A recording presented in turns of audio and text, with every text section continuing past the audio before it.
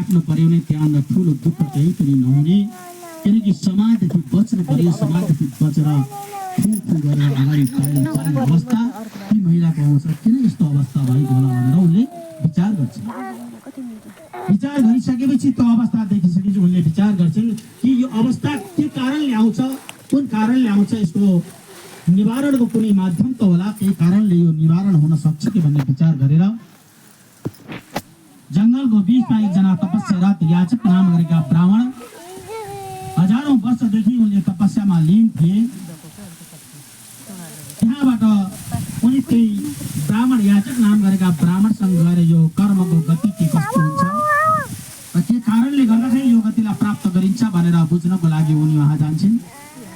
वहाँ गइसकेपछि याजक नाम गरेका ऋषिलाई उनले प्रश्न गर्छन्, हे महाराज, हे ऋषिवर, यो महिलाहरूले यस्तो दुःख भोग्नु पर्ने, अझ भएन भने यौवन अवस्थामा बसेर यो विधवा भएर जीवन काट्न यहाँदा दुःखको कारण केही पनि हुन सक्दैन। के कारणले यस्ता कर्महरू आउँछन्, के कारणले होला भनेर उनले प्रश्न गर्दा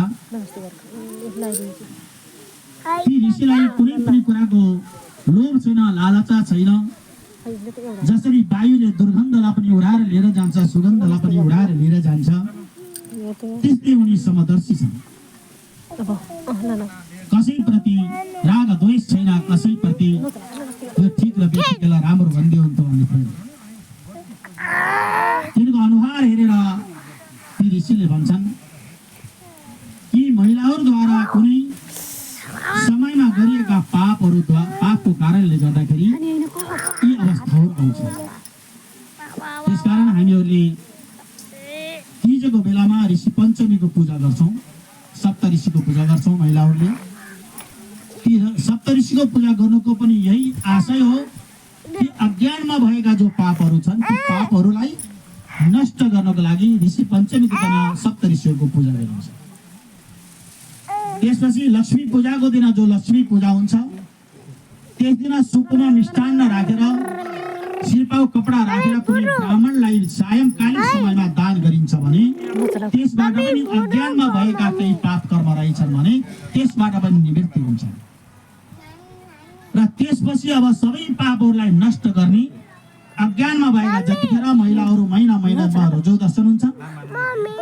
रजो दर्शन हुँदाखेरि महिलाहरू कुनै बेलामा खाना पकाउने बेला हुन्छ, कुनै बेला भाँडा मान्ने समय हुन्छ, कुनै बेला पूजा गर्ने बेला हुन्छ।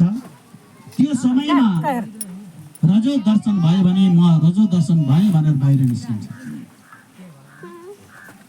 तर अज्ञानमा भित्र पकाउँदै पनि त भयो नि, त्यो पापलाई नष्ट गर्ने माध्यमहरू यी साधनहरू। तर जानी कुनै पाप गरिन्छ भने त्यस पापको कुनै पनि प्रायश्चित गर्ने कुनै पनि शास्त्र छैन, कुनै पनि ज्ञाता छैन। जानी गरिन्छ भने त्यसले नरकतिर लिएर जान्छ।